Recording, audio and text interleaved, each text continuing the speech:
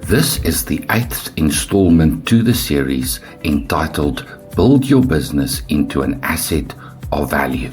Running that first shop taught me business is not financial science. It's about trading, buying and selling. You have decided on a business model consisting of a revenue and a cost side, built around a value proposition derived from a strategy aimed at creating value.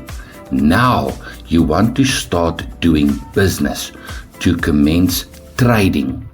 But trading takes place within a context where your business engages with external parties, including suppliers, service providers, sales channels, and customers. Before you can set your financial goals, you need to understand the commercial context within which you operate. You must come to grips with a business's trade cycle and duration. The trade cycle manifests on two dimensions. Firstly, the flow of goods, including raw materials, components, and finished products between suppliers, your business, sales channels, and the customer. And secondly, the flow of money amongst suppliers, service providers, your business, sales channels, and the customer. The information contained in the cash flow statement, particularly the portion that deals with sales revenues, cost of sales, and gross profit, reflect the flow of cash within the trade cycle. But an observer of the cash flow statement gleans only a superficial understanding of the in and outflow of money and learns nothing about the risks inherent in the trade cycle. It is helpful to draw a picture of the trade cycle and then to overlay timelines onto the illustration.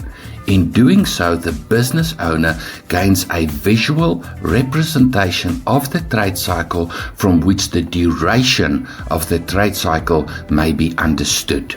The business owner must understand the duration of the trade cycle to, firstly, effectively fund the business's trading activities. How much cash is needed to provide for the cost of sales, and when will money leave the business to pay suppliers? Secondly, estimate the sales revenues.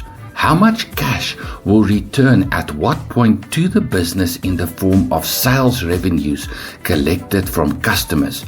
And thirdly, provide for operational expenses. How much cash will the business need to provide for operational expenses within a single trade cycle? For instance, a business with a short trade duration of less than 30 days or 1 month will need to provide for 1 month's operational expenses from the proceeds of a single trade cycle.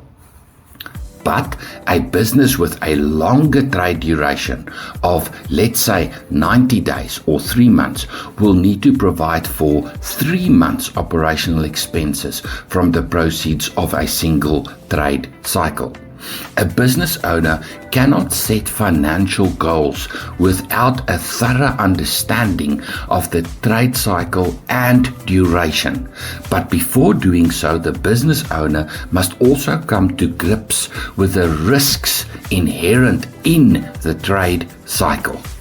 Investors and financiers typically associate more risk with a longer trade cycle, since more things can go awry over a prolonged period.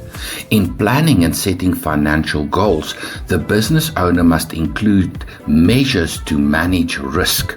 But what are the risks associated with the business's unique trade cycle? Typical risks may include supplier risk, the risk that the supplier fails to deliver the stock or delivers an incomplete consignment or delivers the stock late. Procurement risk. A consignment may be lost or damaged due to adverse weather conditions or criminal activity or geopolitical conflicts. Currency risk. An importer or exporter may trade in multiple currencies, where a sharp variance in the value of one currency against another may adversely affect the profitability of a trade. Performance risk.